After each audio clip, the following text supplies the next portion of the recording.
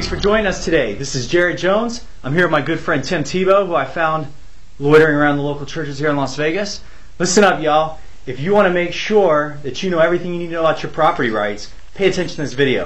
If you don't care whether you have all the controls over your personal property, your house, your keys, hey, throw your keys away, X out of the video and keep doing what you're doing.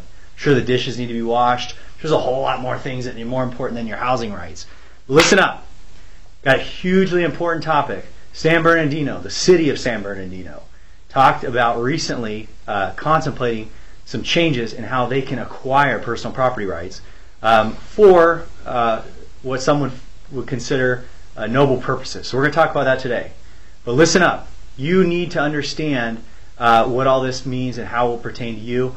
I heard a really interesting quote recently that had to do with if you have a nation full of sheep, then don't be shocked when the wolves come around. And we're a nation full of sheep, and we are more important and more concerned. We prioritize things, and when real issues come across the table, we pass it off and we worry about pop culture and Tim Tebow, right? Which is cool. You know, I like Tebow every once in a while, but you know what? There's more important things than that. You agree, Tim?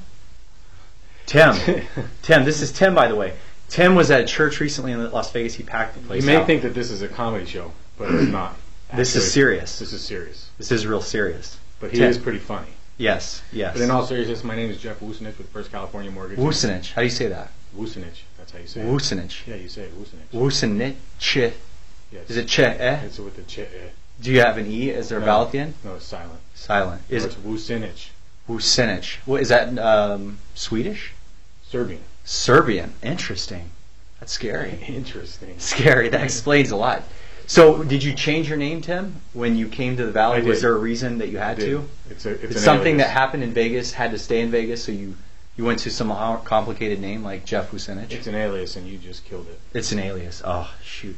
Well, I think you're doing a great job. Hey, thanks. Today, I was delighted to meet Tim, and Tebow told me specifically, that's you, right? Yeah. You have a name, an alias. Okay? AKA. An AKA. Wusinich. Yes, yes.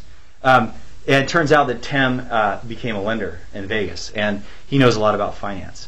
In fact, I was blown away by how much he knows. But speaking to the subject of San Bernardino, I gather he did a lot of research on that recently.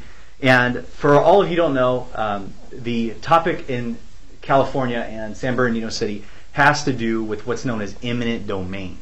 And eminent domain is the government's, specifically statutes for the states, that allows the state to pursue public property for uses that would be considered public use. So some of the most common things that I think of when I think of eminent domain for public use is the government might come and try and negotiate with you over your property for utilities. You know, they want to run power, water, gas through your property so that the neighbors down the street can then supply their homes and their iPads will work and all the other stuff. So that's a good public use concept, right? So then you have expansion of freeways, right? Mm-hmm. Some of the poor fortunate folks who live in like LA County who are on the back roads, and all of a sudden the 8-lane 708 runs through their freaking front yard. It actually happened to us here with the 95 too. Yeah, absolutely. We went to 18 lanes. Mm-hmm. Yeah, so we could supply all the strip. 17.5.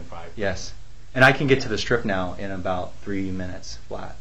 Yeah. Well, it worked then. Yeah, I mean, I don't have to go below 90 with 18 lanes. Yeah. Yeah, so, but I don't speed. I don't confess that online. It's a parking ticket. Yeah, it's a little trick my attorney does. Anyways, you know what? With eminent domain, public determines use. They find that they have interest in your property. They attempt to negotiate with you generally up front. They're going to come to you, knock on your door, say, hey, can we come to an agreement on this? If you tell them to pound sand, which is a nice way of saying beat it, you might then find that they go into court and try to run an action against you to pursue what's known as condemnation. Most folks know eminent domain in the sense of condemning something, right? That's a public domain process or an eminent domain process.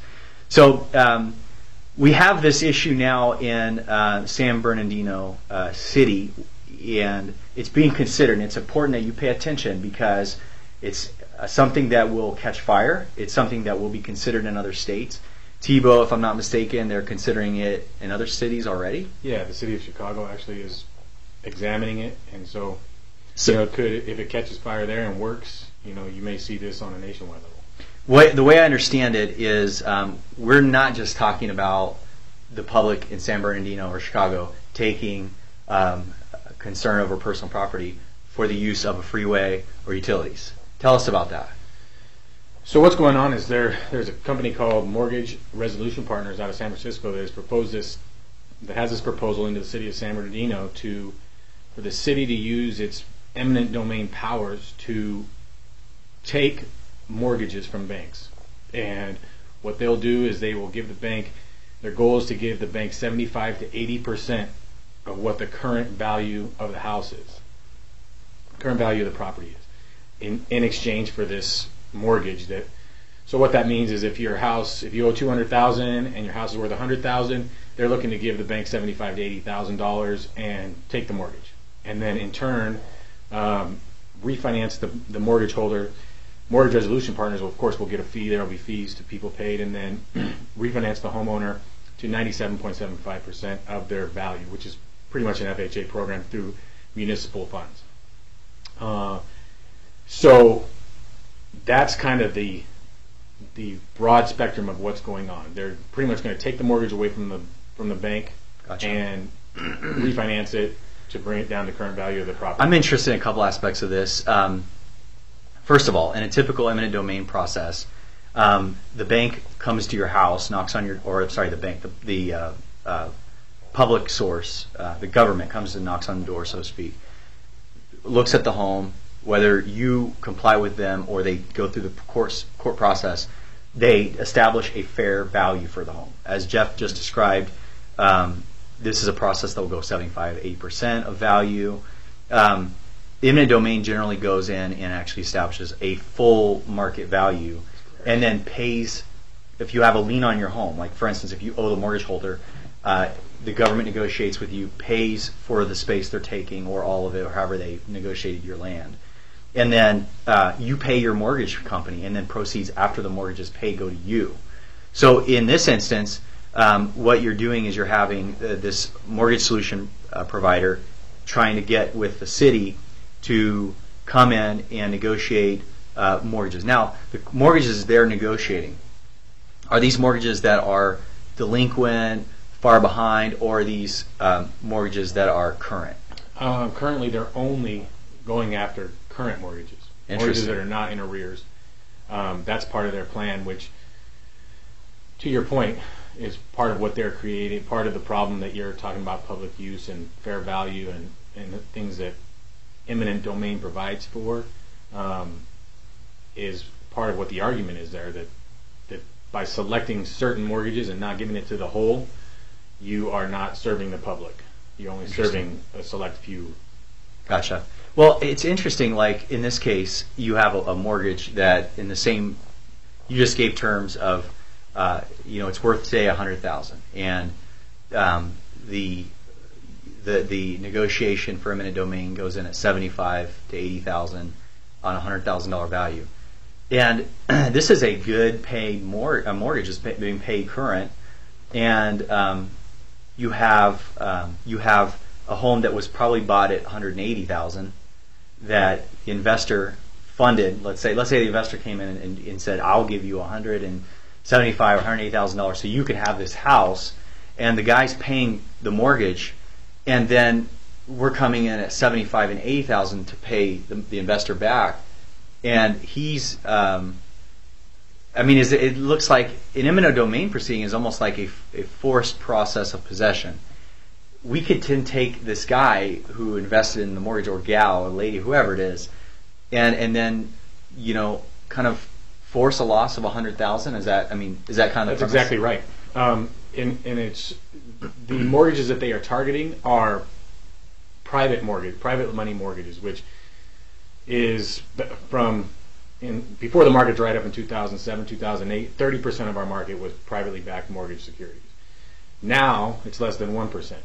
But the private mortgages, private mortgage holders, the bond market, these are the people that are going to be basically SOL, and it's exactly what they're doing. They're just coming in, they're saying, we're going to give you this much, you're going to take it, and thank you. That's incredible. And so it's important to, when talking about eminent domain, examine who the winners and the losers and what the absolutely, bring that up. Are that in the part of the whole process. And losers we've established, obviously, some guy who 5 years ago threw his IRA at a mortgage trust deed and funded this mortgage, and he's going to take a short on the deal.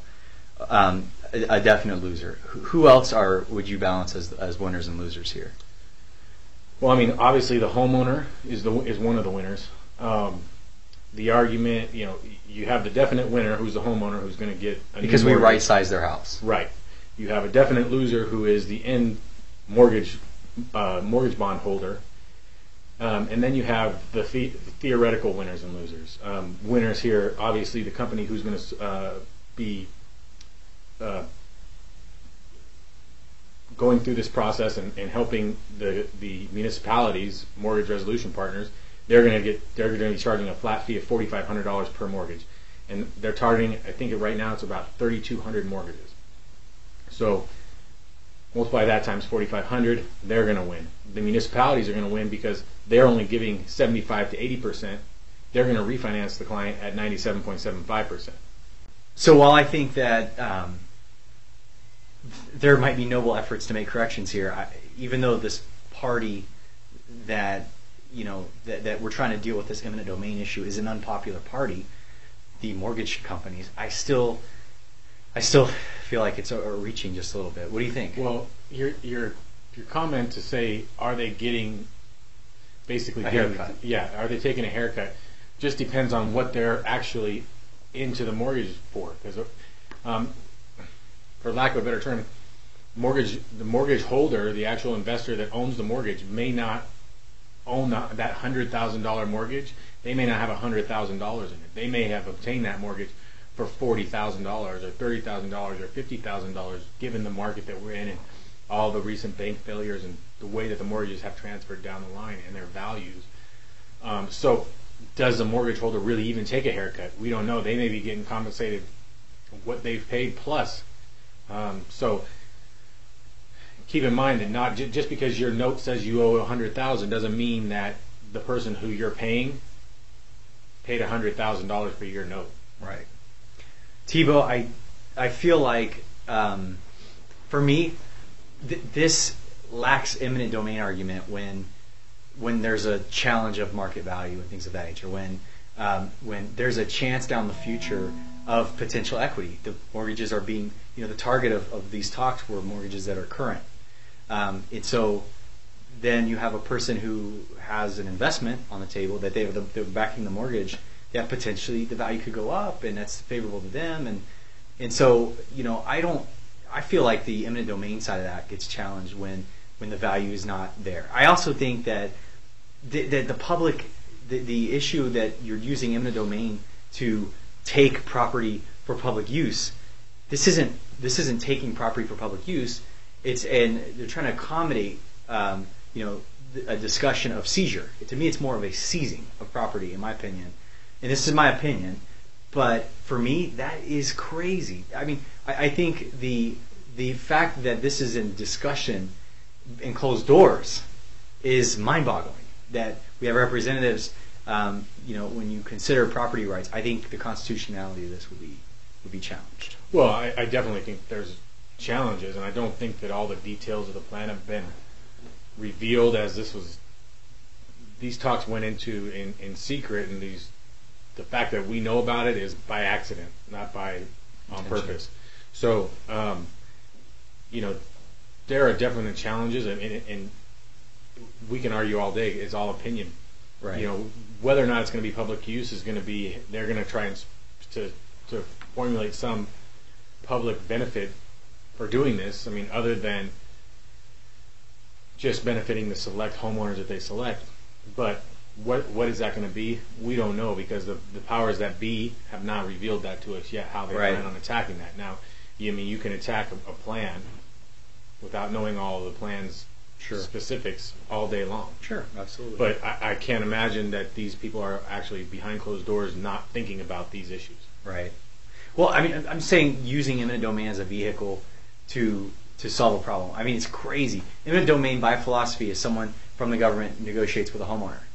And if a homeowner wants to, negotiate in good faith with the government, they're usually on the side of, this is my home, I want top dollar for it, for whatever reasonable purpose you're trying to negotiate with me on. But if I'm a homeowner that is underwater and the government comes to me and says, hey, you owe 180, but we're going to give you 75. And you as a homeowner, in your mind, let's say you know that that's low. How is the homeowner going to negotiate in good faith situation with the government going, yeah, you know what? Yeah, 75 sounds good. You mean Let's the do bond? the deal. You mean the mortgage? No, the actual. I would the think homeowner is not negotiating anything. So you're actually the principle is that they're going to go right past the homeowner and start negotiating with the lien holder of the property, the mortgage company. Speaking, coaching, investment advice, one-on-one consultation, list your home. Info@horizonreg.com or click below. Think big and get after it. See you later.